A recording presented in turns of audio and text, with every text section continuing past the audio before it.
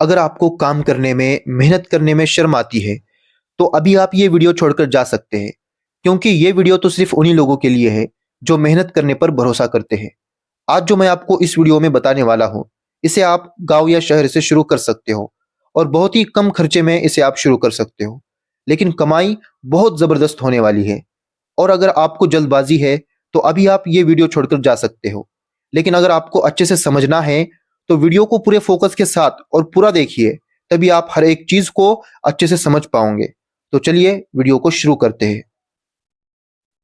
आज जो business idea मैं आपको बताने वाला हूं, इससे जुड़ी एक बहुत ही मोटिवेशनल स्टोरी है, जिसे सुनकर आपके अंदर भी काम करने का, मेहनत करने का जोश पैदा होगा।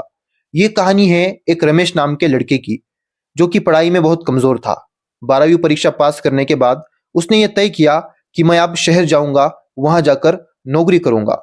उसके बाद वो शहर चला गया और वहां पर एक बड़े मॉल में उसे नौकरी भी मिल गई, 8,000 रुपये महीना। लेकिन उसकी लगन और उसकी मेहनत देखकर 6 महीने के बाद उसकी सैलरी डबल हो गई, 15,000 रुपये महीना। वो अपने काम से बहुत खुश था।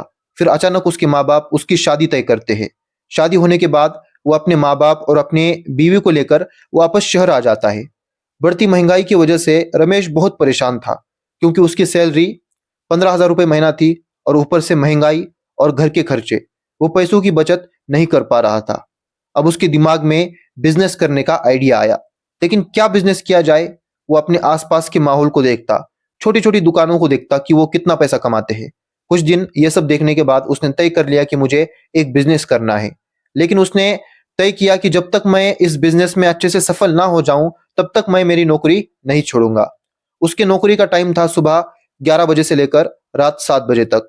और जो उसने बिजनेस सोचा, उसके लिए बस उसे सुबह के 2 से 3 घंटे ही चाहिए थे, जो कि वो बड़े आसानी से निकाल सकता था। और दूसरी सबसे बड़ी बात, इस बिजनेस में बहुत ही कम इन्वेस्टमेंट लग रही थी, जिसे वो आसानी से कर सकता था। इस बिजनेस में उसे एक फोल्डिंग टेबल की जरूरत थी, जिसकी कीमत थी 1,500 रुपए। इसके साथ साथ उसे एक सेटिंग टेबल और प्लास्टिक की प्लेट और स्पून्स और कुछ बर्तन की जरूरत थी। यह सब मिलाकर उसकी इन्वेस्टमेंट 10 से 12 हजार तक की थी। उसने तय किया कि वो 3 अलग अलग तरह का नाश्ता बनाएगा। इसके लिए उसने नाश्ते का सामान खरीदा और सुबह जल्दी उठकर अपने बीवी के साथ नाश्ते में पोहा, उपमा और साबूदाने की खिचड़ी, ये 3 पकवान हर एक की 20-20 प्लेट तैयार करके उसे अपने बाइक पर लादकर एक भीड़ वाली जगह पर सुबह 7 बजे पहुंचा। रमेश 20 प्लेट पोहा, 20 प्लेट उपमा और 20 प्लेट साबूदाने की खिचड़ी लाया था। रमेश ने बाकी लोगों से अलग किया, अलग सोचा। दूसरे लोग जहां पर समोसा, वड़ा पाव जैसी चीजें लोगों को नाश्ते में दे रहे थे, वहीं पर रमेश ने इस तरह के नाश्ते का इंतजाम किया, जो कि सबसे अलग था। इसलिए पहले ही दिन उसके सारे 60 प्लेट पोहा, उपमा और साबूदाने की खिचड़ी बिक गए। रमेश ने हर एक प्लेट की कीमत 20 रुपए रखी थी, जिससे कोई भी ले सकता था। और और लोगों ने उसके नाश्ते की काफी तारीफ की। इसमें लोगों को काफी फायदा हो रहा था, उनका समय बच रहा था, क्योंकि लोगों को जल्दी काम पर जाना पड़ता था। इसलिए उन्हें बना बनाया नाश्ता, वो भी घर का, बहुत ही बढ़िया दाम में मिल रहा था। 2 से 3 घंटे के अंदर उसके जेब में 1,200 रुपए आ गए थे। उसकी एक प्लेट की कीमत 20 रुपए थी, जिसमें से उसके मटेरियल यानी मूंगफली, पोहा, तेल वगैरह, इन सब की अगर कॉस्ट पर प्लेट 7 रुपए की थी, 7 रुपए की पड़ रही थी। रमेश को एक प्लेट के पीछे 13 रुपए का मुनाफा हो रहा था।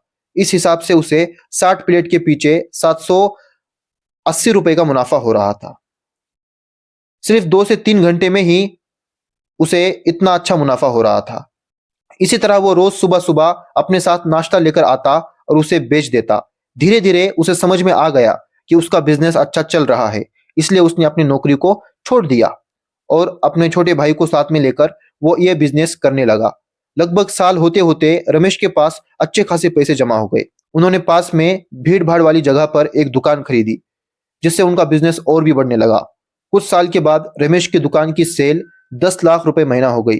और आज रमेश के पास उसी शहर में, जहां उसे रहने के लिए घर नहीं था, उसके पास एक बंगला है, एक गाड़ी है।